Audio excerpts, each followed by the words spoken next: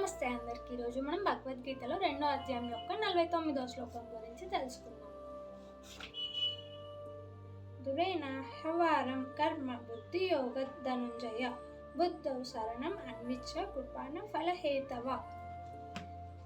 యోగాలో చాలా రకాలు ఉన్నాయని చెప్పి తెలుసుకున్నాం. అంటే కర్మయోగ, భక్తి యోగ. పూర్వ శ్లోకాల్లో కర్మయోగ ఏంటో తెలుసుకున్నాం. ఇక్కడ భక్తి యోగ ఏంటి అనేది కృష్ణుడు అర్జునుడికి చెప్తాడనమాట. ధనుంజయ, భక్తి యోగ అంటే కేవలం భగవత్ నామ స్మరణం మాత్రమే. దానివల్ల కూడా ఎంతో లాభం ఉంది. అది జనాలకు అర్థం అవ్వట్లేదు.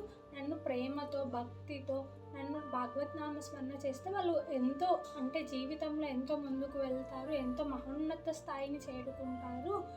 అదంతా భగవంతుడు చూసుకుంటాడు భగవత్ నామ స్మరణ చేస్తే అన్నట్టు చెప్తాడనమాట.